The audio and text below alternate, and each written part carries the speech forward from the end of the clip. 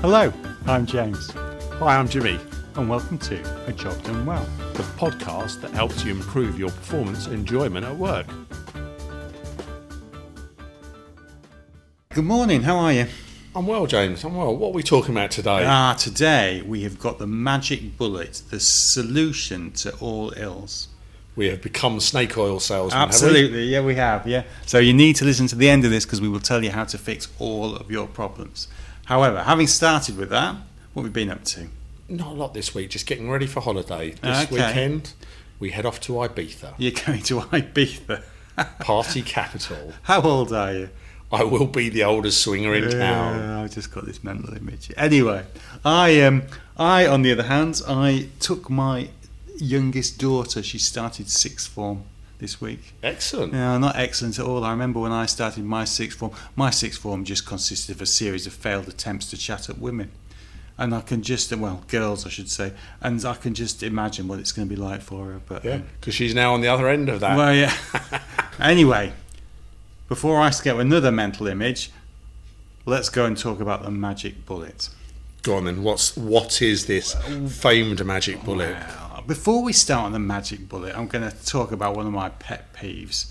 One of my pet peeves is cost-saving initiatives. Oh, yes. Yeah, cost-saving initiatives I have seen which were just atrocious. Go on, tell me about your One was an organisation that decided, it got offices all around the country, and it decided that it was going to shut its canteens. Oh. And by shutting its canteens, obviously it would save the wages of the canteen staff. Yeah. And I think the food was probably a little bit subsidised. They saved some money there as well. But they pissed all the staff off. They pissed all the staff off. Any goodwill was gone. The canteens used to actually be quite thriving, and you'd have lots of conversations and ideas bouncing backwards and forwards. Yeah, there's a reason why Google spend millions on paying for their staff's food and creating collaboration spaces, and it's all that that social relationships and innovation that they get out of it. Right. Well, yeah, not the place I work. No. Yeah, let's cost save the social relationships and the innovation. And the other thing, of course, is people used to go to the canteen, grab a sandwich, and go back to their desk and do a bit more work. Whereas now what they had to do was go down 16 floors, go out into the city, wander around a bit, stand in a queue, find the sandwich, and then maybe eat it out and not bother coming back to their desks. So what on face value looked like a cost saving because the canteen budget line had gone, actually the cost popped up somewhere else.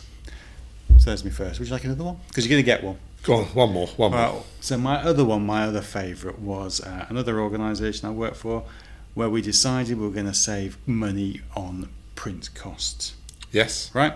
So the whole idea was we had colour printers, and you couldn't print in colour. It had to be black and white unless you got a director's sign-off.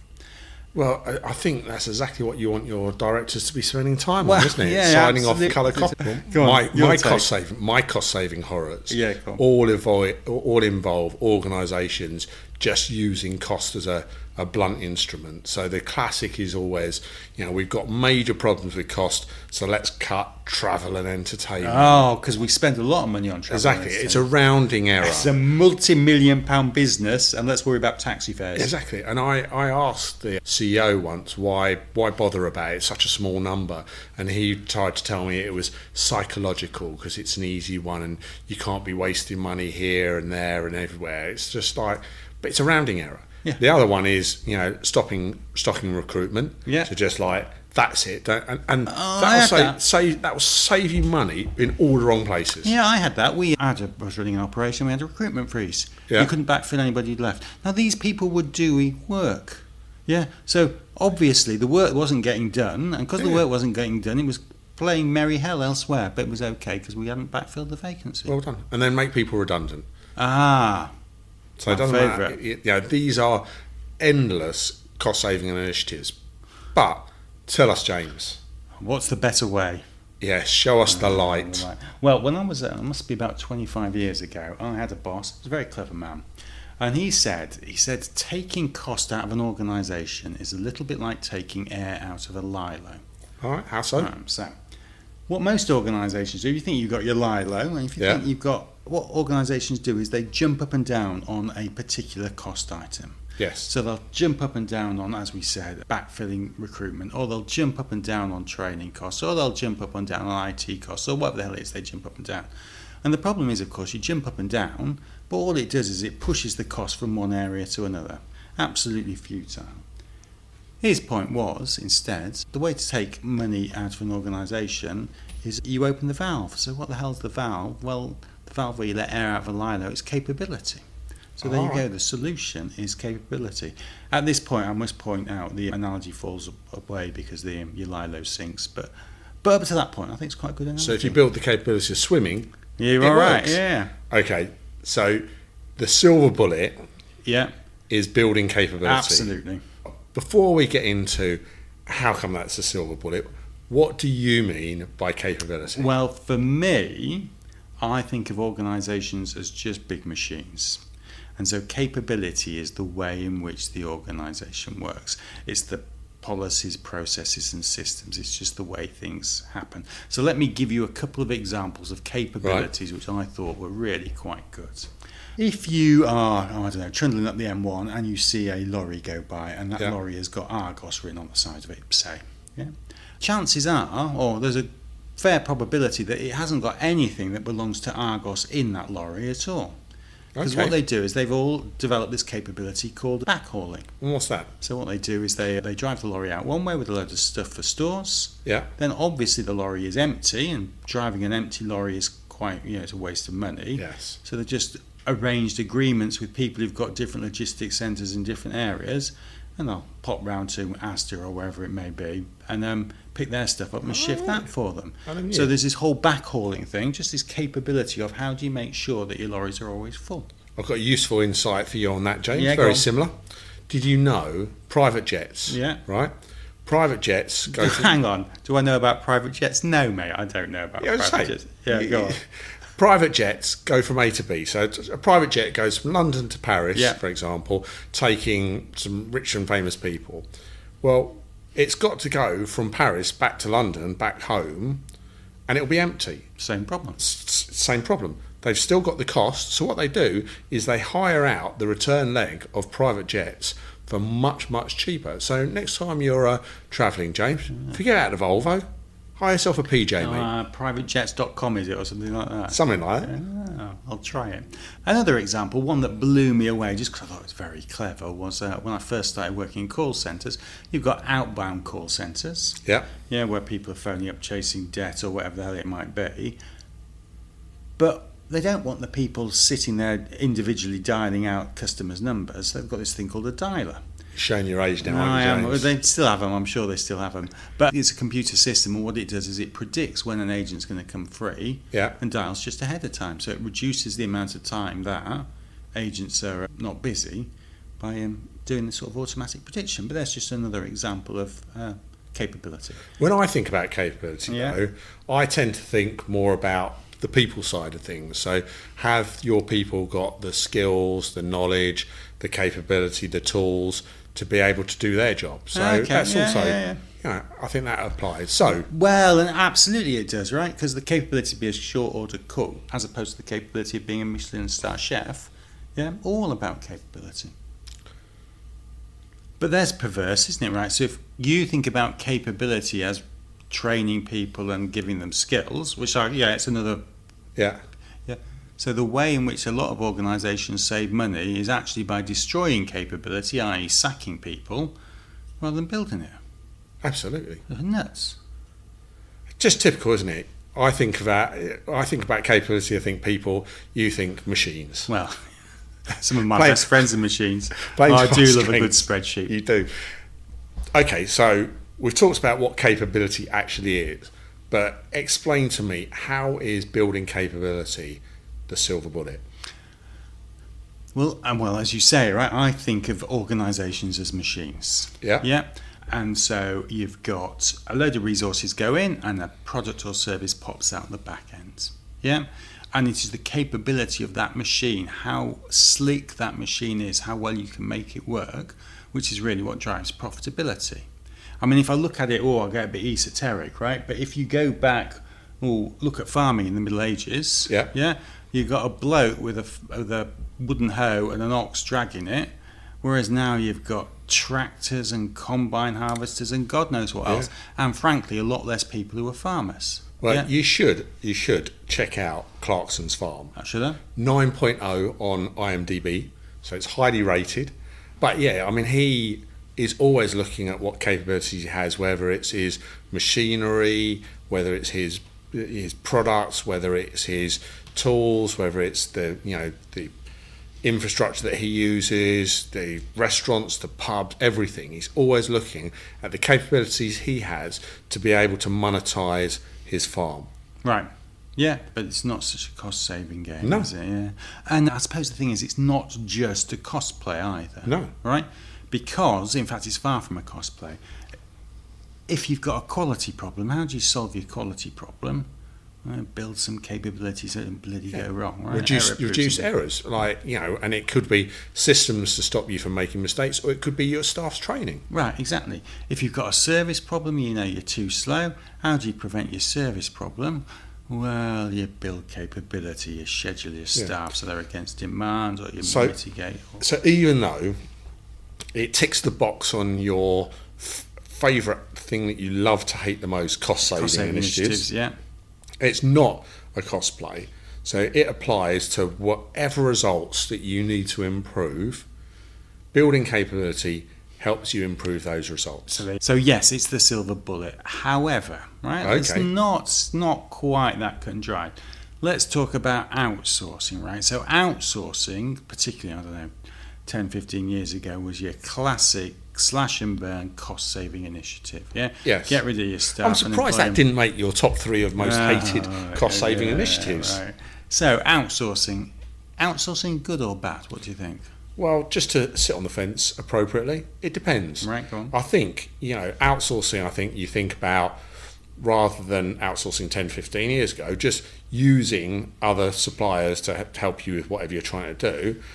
I think you're buying either capacity or capability, or both. Right. And I think if you're buying capability, so for example, it might be hard to get analysts or developers or something, you as an organisation cannot attract and retain people, going and finding somebody who has that capability is a great way of sourcing capability. Or if I worked in an organisation that was relatively small but had real big peaks of work. Right, yeah. So buying capacity was a sensible thing. But actually, I would argue they weren't buying capacity; they were buying the capability to manage capacity. Yes. Yeah, because you're just buying it presumably from somebody who got a load of it, and they were much more flexible. Consequently.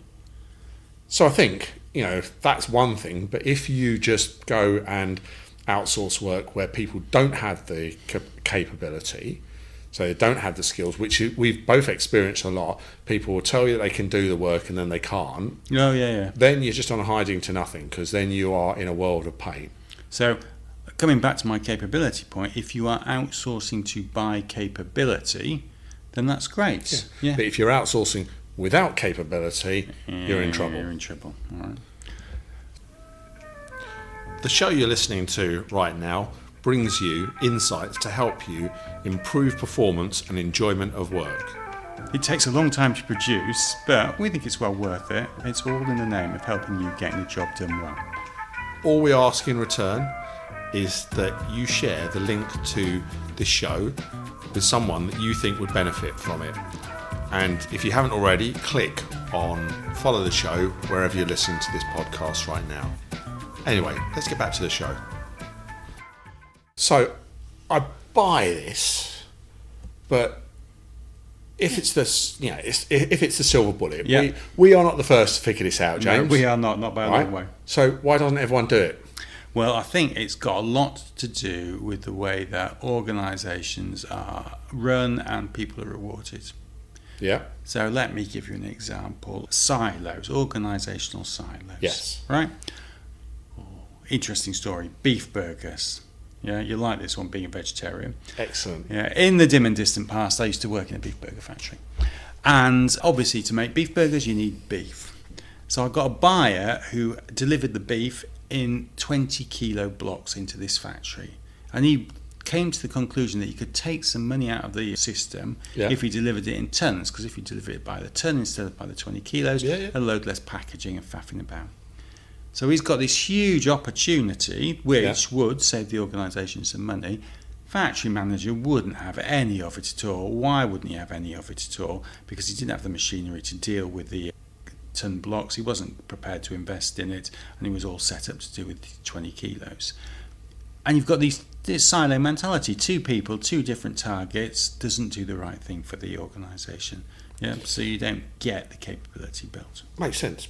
And I'm glad your story didn't put me off beef burgers, because I was already off them. But a story, not from you, but from a friend of mine. Did you know my favourite biscuits, Bourbon biscuits? Oh yeah, I can guess where this is going. Did you know how they are made? They are made off the scrapings and debris from all the other biscuits. They scrape it all up at the end of the day, whack in a bit of chocolate, mix it up and sell it as Bourbons. That put me off my favourite biscuit. Well, as a man who was, in fairness to the biscuit manufacturers, I was a member of the Institute of Food Science and Technology in my youth. Did I ever tell you that? No. God, I'm a fascinating person. But don't take Claim the piss. to fame. There is such a thing, yeah. Member of the Institute of Food Science and Technology, and they wouldn't have scraped it off the floor. It was just the stuff they caught that wouldn't go in the packing machine. But the story's so much better. Yeah. The story's so much better when you say it's scraped off the floor. But arguably, right, they built a capability. They've got all these biscuits that got cracked, wouldn't go in the packaging machine. Yeah. Ground them down, added some chocolate so they could mask the flavour, and banged them back through the machine. I mean, what's not to like? Yeah. Tastes all right with your tea, doesn't it? So there's the first one, right? Yeah. Silos. The other one is a lack of focus on what your organisational purpose is. Yes. Right? Because if you think your purpose is to save money in your printing shop, then you will go to double-sided printing for everyone. However, if you think your purpose is to solve customers' insurance claims, then you start to play things very, very differently. So the question becomes, how does what you do support your customers, and what capabilities do you need to build, rather than, I'm here to save money. And actually, as we've discussed many times, if you want to save money, getting things right first time is one way of doing it. But when you're saving cost, you're just slashing and burning. I think the third one, though, fundamentally, is it's very easy to sit there and say, we're going to close all the canteens and we'll save a load of money, and show that on your P&L. Actually improving capability does take a little bit of thought. You need to understand what's going on, and you need to find a better way of doing things. So it's not the easiest way to do things. And in fairness, I know this is a sweeping generalisation, but a lot of the senior people that I've come across are the hardest working lazy people that you'll find. So they want some straightforward easy answers to solve problems. It strikes me that building capability, whilst we are talking about it as a silver bullet, it will improve your results wherever you do it, but it's not an easy thing to do, is it? No, it's not. So that's all very well, James, if you are managing a big organisation and you're going on these big improvement drives. But what about if I'm managing a team? How does this apply to me?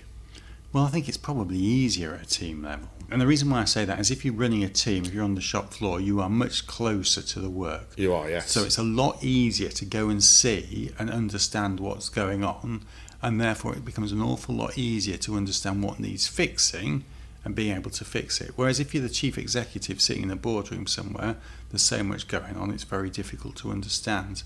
So I think shop floor, team leader, those are the guys who really have this in their hands. Yeah, because I suppose whether it's the organisation's purpose or your boss's latest issue du jour, you will have somebody demanding results off you. So one way of improving your results that guaranteed will work is to improve the capability. So think about what is the capability you need to deliver those results, and then get on and build that. The principle is sound, but how do I do it? How do I build capability? Well, and I think that's very straightforward. Okay. Right? First of all, you need to be really clear what you are there to do. What is your machine making? Yeah, is it making biscuits? What is it making? Yeah, and I suppose that's the role of the chief executive, really, isn't it? Be really clear what your business is there to do. Once you've got that, then it's a question of what is getting in the way of me doing that. What's stopping me? because then if you can understand those problems, then you've got an opportunity to go and fix them. And by understanding the problems, that really is delving into the processes, delving into the data, talking to your employees, looking at your customers. There's nothing new in all of this. Customer journeys are a great one. If you really want to understand what your organisation's like, go and play through it as a customer. That will tell you where you've got some problems. Yeah. But then when you've got those problems and you understand that, then it's just a question of finding some solutions to that. Talk to your employees. Other industries are a great place to go and look. What are other people doing? And I think the other thing about other industries or other companies is also it can light you up in terms of what are the capabilities that are out there. Yeah. Because you might look at your team and say, right, the capabilities I need are X, Y, and Z, but actually there might be capabilities out there that you are not aware of, that if you look outside your organisation, outside your industry, you can learn from what other people are doing. Absolutely, yeah.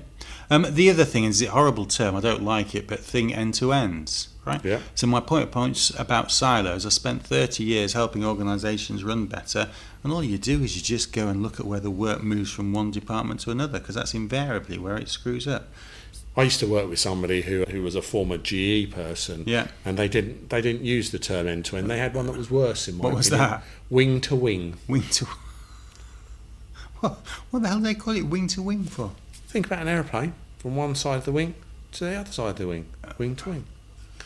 It's nonsense. Well, I suppose you don't want anything going wrong between, do you? Exactly. And then once you've got your solution, try it, test it, get your arms around it, and knock it off. Simple as that. Not difficult. Yeah, you say that, but it's not the easiest solution, is it? No, but it's the only one that works.